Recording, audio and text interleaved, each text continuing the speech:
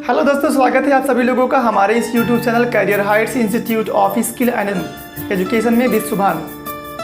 प्यारे छात्रों, जैसा कि बहुत सारे लोगों ने हमारे कमेंट बॉक्स में कमेंट किया कि सर ग्रामर पर वीडियोस बनाइए या फिर प्रीपोजिशन पर स्पेशल वीडियो बनाइए, तो मैं आपको बताना चाहूँगा कि अगर आपको ग्रामर पर वीडियोस देखनी है तो वो जो मैं ग्रामर का वीडियो बनाने वाला हूँ केवल एक जन के लिए नहीं होगा। जी हाँ, केवल वो यूपी बोर्ड के बच्चों के लिए नहीं, इवन यूपी बोर्ड के 9 to 12, सीबीएसई बोर्ड के 9 to 12 और आईसीएसई बोर्ड के 9 to 12 के साथ साथ जो हमारे व्यूअर्स सी-टेट की तैयारी कर रहे हैं, उसमें जो इंग्लिश इंपॉर्टेंट है 10 नंबर का, ठीक है, सॉरी सुपर टेट में 10 नंबर का आता है। उसके साथ साथ आप जानते हैं कि जो यूपी टेट में इंग्लिश वगैरह लिए हैं या सी-टेट में जो इंग्लिश वगैरह लिए हैं उनके लिए भी बहुत ज़्यादा इंपॉर्टेंट होगा, क्योंकि इसमें मैं सारी चीज़ बताने वाला हूँ। एक चीज़। दूसरी चीज़ छात्रों में बताना चाहूँगा कि जो भी वीडियो मैं बना रहा हूँ बहुत ज़्यादा वो प्रोफेशनल नहीं है, बहुत ज़्यादा वो अट्रैक्टिव नहीं है, लेकिन मैं जो चीज़ें यहाँ पे बताऊँगा, जो मेरी पढ़ाने की स्टाइल है, जो मेरे पढ़ाने का जो मेथड है, बहुत सारे बच्चों को अच्छा लगता है। उन्होंने कहा कि सर आप ज़रूर ग्रामर आप पढ़ाइए, क्योंकि ग्रामर काफ़ी दिन से नहीं पढ़ा रहा हूँ और मैं यूपी बोर्ड 10 और 12 का जो है स्पेसिफिक लिटरेचर लेकर के आ रहा था। फिर बाद में मैंने कुछ स्पेशल इंटरेस्टिंग और फैक्ट डाले थे इंग्लिश के। तो अब वो सभी लोग जो है तैयार हो जाएं हमारे ग्रामर की क्लास को अटेंड करने के लिए, क्योंकि ग्रामर में बहुत कुछ आपको मिलने वाला है और लंबी क्लास चलेगी ये।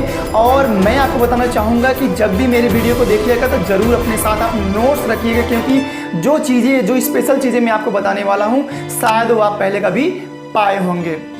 तो पूरा चीज़ पाने के लिए मैं निवेदन करूंगा आप सभी लोग कि वीडियो को क्विट मत करिएगा, स्किप मत करिएगा, वीडियो पे पूरी तरीके से बने रहिएगा। और क्योंकि अगर आप पूरे नहीं बने रहेंगे तो बहुत सारी चीज़ें मिस हो जाएंगी। आप पूछेंगे सर इसका डिफिनीशन मुझे नहीं आता या ये मुझे समझ में नहीं आया, तो बाद में आपके लिए प्रॉब्लमेटिक हो जाएगी। ठीक है, तो आइए छात्रों, आज के वीडियो को हम स्टार्ट करते हैं। लेकिन स्टार्ट करने से पहले मैं चाहूँगा कि सभी लोग हमारे वीडियोज़ को लाइक, शेयर और सब्सक्राइब करें अगर हमारा वीडियो, हमारा टीचिंग ग्रामर का आपको पसंद आए।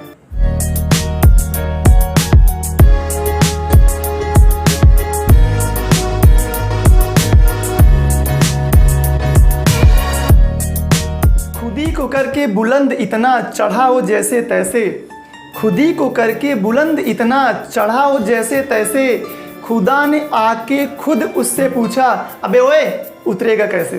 तो आइए शुरुआत करते हैं आज की कक्षा, जिसमें सबसे पहले आपको जानना होगा कि व्हाट इज़ ग्रामर। जी हाँ, देखिए ग्रामर को अध्ययन करने से पहले सबसे ज़्यादा महत्वपूर्ण चीज़ होता क्या है कि हमें ग्रामर की डिफिनीशन जान लेनी है। तो प्यारे छात्रों, जो डिफिनीशन मैं आज आपको बताने वाला हूँ शायद आपको पहले कभी मिला हो। हाँ, हालांकि मैं एक डिफिनीशन नहीं 2-3 डिफिनीशन में हर चीज़ का बताता हूँ कि कम से कम अगर बच्चों को डिफिकल्ट लग रहा है तो जो उनको इजी लगे उसी को लर्न करें। ठीक है, तो ग्रामर की डिफिनीशन सबसे पहले आप जानें, उसके बाद मैं आपको बताऊंगा ग्रामर किसकी हम पढ़ने वाले हैं, इंग्लिश की पढ़ने वाले हैं, तो व्हाट इज़ इंग्लिश वो हम जानेंगे। ठीक है, आफ्टर दैट इंग्लिश क्या है, इंग्लिश एक भाषा है। ठीक है, तो भाषा किसे कहते हैं सबसे पहले उसकी डिफिनीशन हमको जान लेनी है। ठीक है, हम भाषा के बारे में बताएंगे, उसके बाद ये प्रोसेस हमारा धीरे धीरे जो है आगे बढ़ता चला जाएगा। तो फर्स्ट ऑफ ऑल आपको जानना है कि ग्रामर कहते हैं कि grammar is the rule of language for forming words और joining words together in sentences.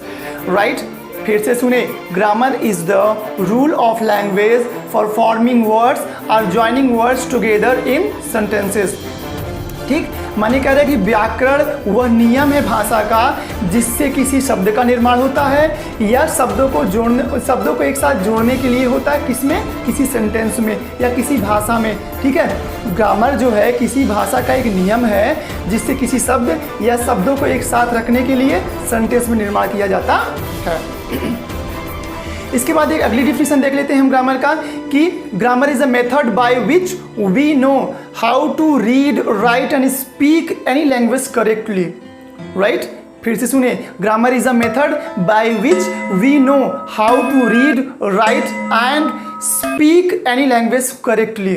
Right, माने व्याकरण वह विधा है, वह विधि है जिसके द्वारा हम किसी भी भाषा को शुद्ध रूप से, अच्छे रूप से जो है पढ़ना, लिखना या बोलना सीखते हैं, है ना। यानी हम ये कह सकते हैं कि व्याकरण वह विधा है जिसके द्वारा किसी भी भाषा को शुद्ध, सरल, सहज रूप से हम बोलना सीखते हैं। ठीक, तो ये हो गया आपका व्याकरण की डिफिनेशन।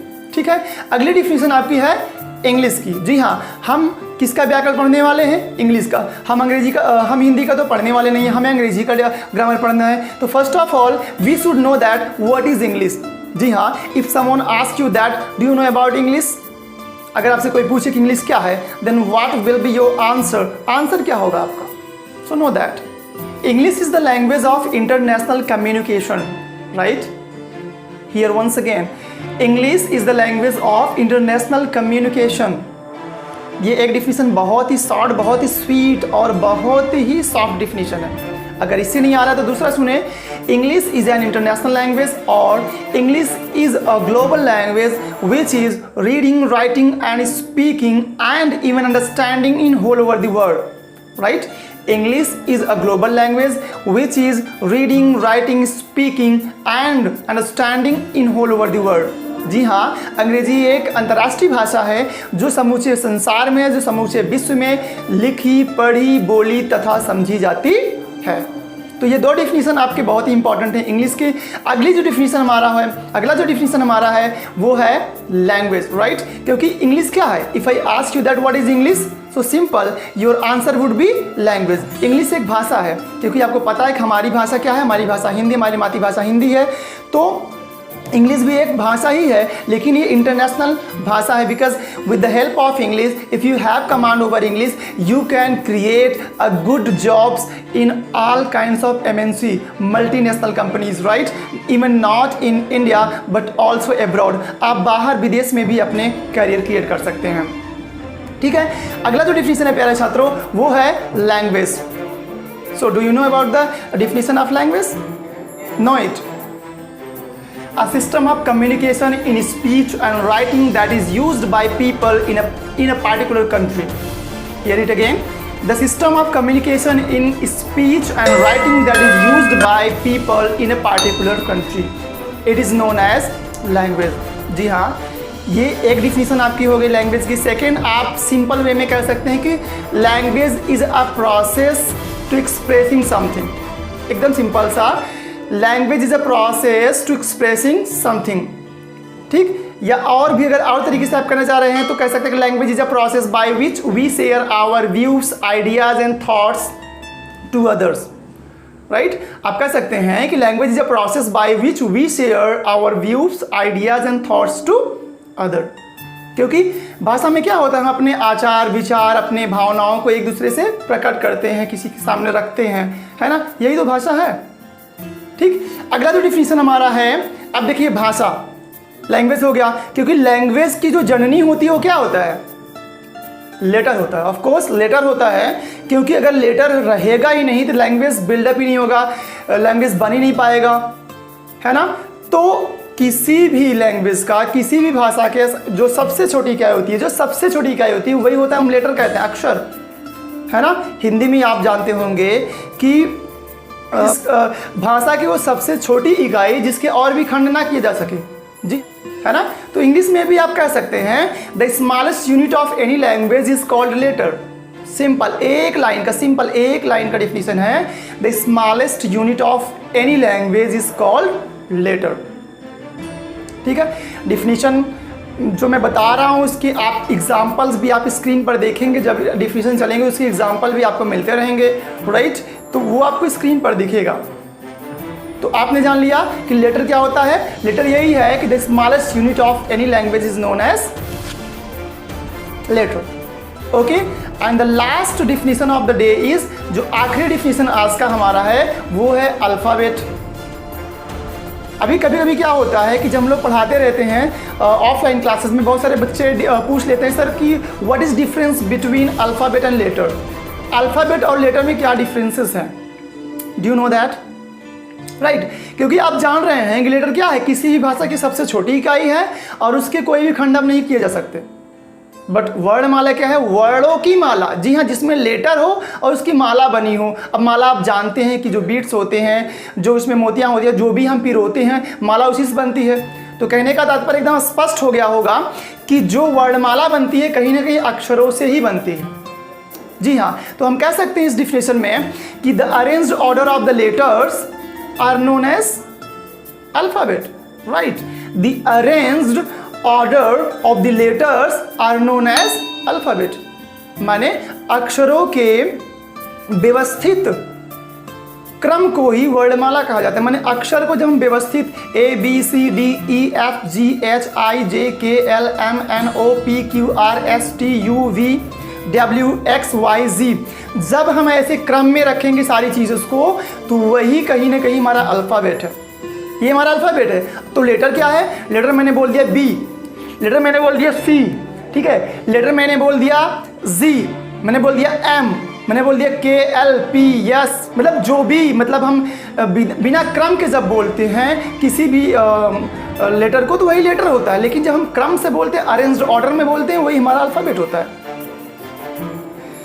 तो my dear students and all my viewers, ये थे आपके इम्पॉर्टेंट डिफिनीशन ग्रामर्स, ठीक है, ग्रामर के, इंग्लिश के, लैंग्वेज के, लेटर और अल्फ़ाबेट के।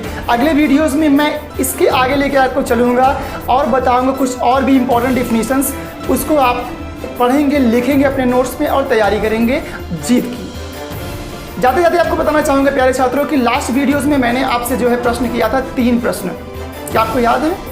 पहला जो प्रश्न था वो प्रश्न था कि इंग्लिश का वो कौन सा वर्ड है जो सबसे ज़्यादा मिस प्रोनाउंस किया जाता है, जो सबसे ज़्यादा गलत पढ़ा जाता है, ठीक है। तो वो है आपके क्या? प्रोनाउंसिएशन। जी हाँ, प्रोनाउंसिएशन, ठीक है। कोई प्रोनाउंसिएशन पढ़ता है, कोई प्रोनुंसिएशन पढ़ता है ना, लेकिन करेक्ट जो इसका जो करेक्ट इसका एक्सेंट है, जो करेक्ट इसका साउंड है, वो यही है प्रोनाउंसिएशन, ठीक है। अगला जो क्वेश्चन था आपका वो मैंने पूछा था कि इंग्लिश में ऐसे कितने वर्ड हैं जिसमें वॉवेल के सभी लेटर क्रम से आते हैं। वॉवेल में आपको पता है 5 लेटर्स होते हैं, AEIOU, राइट। तो ऐसे कौन से वर्ड हैं जिसमें सभी लेटर जो हैं क्रम से आते हैं? ओके, तो वो है आपका जो पहला है वो है आपका अब्स्टीमियस, ठीक है। और जो दूसरा है वो फेसियस। वैसे अर्सिनियस भी है, कम से कम 4-5 वर्ड है, आपको 2 या 3 जानने हैं स्पेशली जो मैं बता रहा हूँ, अब्स्टीमियस और फेसियस, ठीक है। उसके बाद लास्ट क्वेश्चन मैंने जो आपसे पूछा था वो शायद दिमाग से मेरे उतर गया है, उस क्वेश्चन का आंसर मैं अगले वीडियोस में दूंगा। लेकिन इंटरेस्टिंग चीज़ों को जानने के लिए हमारे वीडियोस को रेगुलर देखते रहें और पढ़ते रहें, घर पे रहें, सुरक्षित रहें और अध्ययन करते रहें, क्योंकि पढ़ेगा इंडिया तभी बढ़ेगा इंडिया। जय हिंद।